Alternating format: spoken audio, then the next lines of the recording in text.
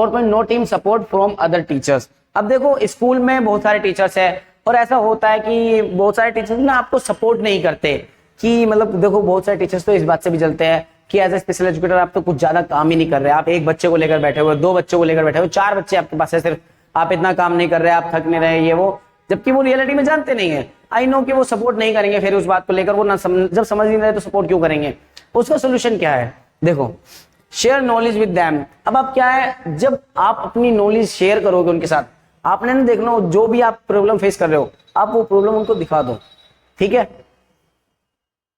उसके बाद क्या है, आपको एक्सप्लेन इंक्लूसिव। अब देखिए जो टीचर है ना, नॉर्मल टीचर वहां पर, अब उन टीचर को, नॉर्मल टीचर को आपको इंक्लूसिव समझाना है। इंक्लूसिव क्या होता है, आई नो कि वो जानते होंगे शायद, लेकिन बहुत अच्छी तरह से ना जानते हो कि सर इंक्लूसिव में क्या करना है, आपको स्पेशल बच्चों को पढ़ाना है, नॉर्मल बच्चों को पढ़ाना है, कैसा भी बच्चा हो वो सब ग्रुप में एक साथ पढ़ेंगे, एक साथ करेंगे, जो भी करेंगे वो बच्चे, ठीक है। बिल्कुल भी मतलब भेदभाव नहीं करना है, बिल्कुल नहीं, डिस्क्रिमिनेशन बिल्कुल नहीं चलेगा वहां पर। इंक्लूसिव क्या होता है, बिल्कुल अच्छी तरह समझाइए आप उन्हें क्या क्या चीजें पूरी तरह देनी है, नॉलेज आपको देनी है बिल्कुल बहुत तरीके से कि sir madam special education, sir special education ये होती है, वो होता है, ऐसे करके ये होता है, हम अगर आप ऐसे करके करेंगे काम तो ऐसा हो सकता है। और शायद हाँ देखिए सबसे बेस्ट पॉइंट ये रहेगा उनका मतलब भरोसा जीतने के लिए। देखो अगर सर को मतलब सर या मैडम को, हमें नॉर्मल टीचर को अपने साथ सपोर्टिव बनाना है, तो सबसे पहले ना उनकी बहुत सारी प्रॉब्लम्स होती है, उनकी प्रॉब्लम समझकर, बच्चों से रिलेटेड उनकी प्रॉब्लम्स होती है, उनकी प्रॉब्लम समझकर देन आप उनको कुछ सॉल्यूशन दे सकते हैं, जिससे कि ना वो आपसे फ्रेंडशिप करना चाहते हैं, एक वो मतलब होता है ना एक वे कि हाँ वो आपका सपोर्ट देंगे,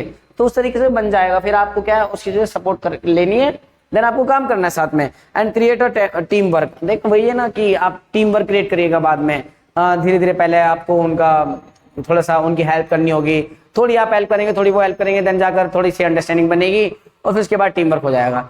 सारे नहीं हो पाते लेकिन कुछ टीचर्स तो हो पाते हैं। तो आपके सबका नेचर ये आपको पता है, नेचर क्या है सिर्फ आपके ऊपर डिपेंड करता है, ठीक है ना, दूसरे का नेचर हमारे ऊपर डिपेंड करता है, तो सेम वही चीज है।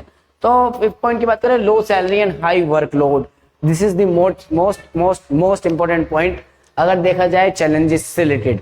देखो मैं हूं तो मैं भी एक प्राइवेट स्कूल में जब भी वर्क करने जाऊंगा तो मेरा क्या है, मैं स्टार्टिंग में लगता हूँ अगर मैं मतलब एज अ फ्रेशर, तो मेरा क्या है सैलरी लगभग वही होगी 10,000 12,000, मुश्किल से मुश्किल, ठीक है, और लास्ट और कम से कम देखा जाए तो 8,000, और ज्यादा से ज्यादा देखा जाए तो 10-12 और कम से कम 8,000, ठीक है, इतनी सैलरी रहने वाली है। अब ये सैलरी में हम सेटिस्फाई नहीं हो पाते कि यार कैसे करें, ये है वो है, घर का खर्चा है, जहां जाते हैं वहां भी दूर है, किराया लग ही जाता है इतना वगैरह। तो उन प्रॉब्लम्स को कैसे फेस मतलब सॉल्यूशन कैसे निकाला जाए, देखो keep learning and new skills.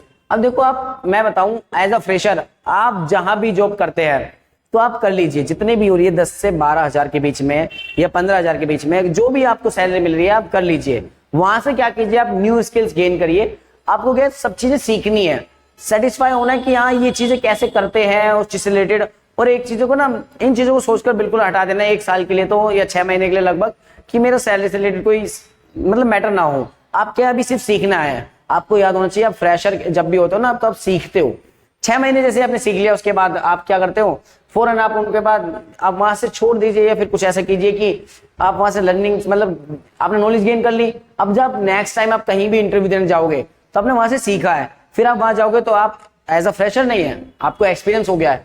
अब आप क्या करोगे, वहां पर आपको जब आप इंटरव्यू दोगे तो अगर आपकी नॉलेज देखकर ही आपको सैलरी प्रोवाइड की जाएगी, ठीक है। 10 या 10 के या फिर 12 के नहीं मिलेगी, फिर आपको आपकी नॉलेज, आपका इंटरव्यू बता देगा कि आपको सैलरी क्या मिलने वाली है, ठीक है। तो आपको क्या करना है, नॉलेज गेन करनी है, बस आपको कुछ सोचना नहीं है, सैलरी के बारे में स्टार्टिंग में सोचना ही नहीं होता। Join training and programmes and ask for recognition and better pay, ठीक है। ये भी देख लीजिए। अब मतलब आपको क्या है, हमारे ना सेशंस वगैरह होते हैं, आपको पता ही होगा, पॉइंट्स कलेक्ट करने होते हैं, तो ऐसी जगह जाइए, पॉइंट्स कलेक्ट करिए। और उसके बाद क्या है, वहां पर आप पूछ सकते हो किसी से भी बेस्ट तरीके से कि मैडम ऐसे नॉलेज में कोई स्कूल्स वगैरह या कुछ है खास वगैरह चीजें जहां पर आपको लगता है कि आप हाँ बेटर है आपके लिए, ठीक है, वो चीजें आप वहां पर जाकर पूछ सकते हो। आप वहां पर भी प्रोग्राम में जब आप जा रहे हो सॉरी, आप जब प्रोग्राम में जा रहे हो तो वहां पर आप क्या नॉलेज गेन कर रहे हो, आप वो चीजें सीख रहे हो, तो वो आपके इंटरव्यू में काम आने वाली है नेक्स्ट टाइम आप जहां भी स्कूल्स में जाएंगे, ठीक है। तो आपको यही चीजें मतलब ये 5 पॉइंट मैंने देखो, मेरे 5 चैलेंजेस ये थे जो मैंने खुद ने फेस किए हैं, और मैं तो शायद ये वाला फेस तो अभी भी कर रहा हूँ, ठीक है। लो सैलरी वाला तो देखो सबका फेस रहता है, और ये है कि लो सैलरी देखो मैं बताऊं आपको, अगर आपको 15 भी मिल रही है ना तो आप क्या करोगे, फिर भी स्लो सैलरी, और आपको नेक्स्ट टाइम जाकर आपको 20 मिलेगी तो फिर भी आपको लगेगा लो सैलरी हो रही है। ठीक है ये हमारी गलती नहीं है, ये गलती ये है कि आज के टाइम पर ना महंगाई इतनी हो गई कि हमें 10,000 20,000 भी कम लग रहे हैं, होता है। ठीक है भाई, ये भी सुधर जाएगा जब आपकी नॉलेज अच्छी होगी, आपको लगेगा ना कि हाँ कहीं पर मैं जा रहा हूं तो ये है वो है, काफी अच्छा हो रहा है, तो आपको सैलरी अच्छी प्रोवाइड हो जाएगी। ठीक है, लो सैलरी का मतलब ये नहीं है कि आपका क्या है 10 12 या 15,000 या 20,000 रुपये भी आप कर रहे हो तो आपको परेशानी होने वाली है। भाई छोड़ दो, अगर ज्यादा परेशानी लग रही है ना आपको 10-15 में कि 20,000 में भी कि आपको लो सैलरी हो, छोड़ दो उस चीज को। फिर तो आप सेशन लेना स्टार्ट कर लो, आपको जानते हो आप सेशन में कितना पैसा है, आप मत करिए फिर जॉब। अगर आपको एक्सपीरियंस लेना है, रियल एक्सपीरियंस लेना है, और आपको लगता है कि आपको फिर उसके बाद बड़े स्कूल में ट्राई करना है, तो आपको देखो लो सैलरी पे ही काम करना पड़ेगा, this is the fact.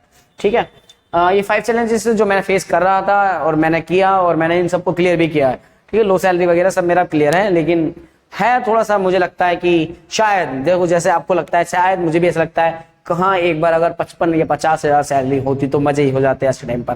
Private में कहाँ होता है, पर ऐसा कुछ नहीं होता प्राइवेट में। 12th बेस पर डिप्लोमा पास कर 12th बेस में 50,000 पर कौन देता है, मुश्किल ही देता भाई, ना के बराबर कोई प्राइवेट तो बिल्कुल ही नहीं देता। ठीक है ना, तो कह सकते हैं कि हाँ थोड़ा सा ये सबको प्रॉब्लम रहने वाली है, लेकिन इनका क्या है, एक सोल्यूशन ये रहे। ठीक है, आप सोल्यूशन देख सकते हो, आप कैसे कर सकते हैं आप।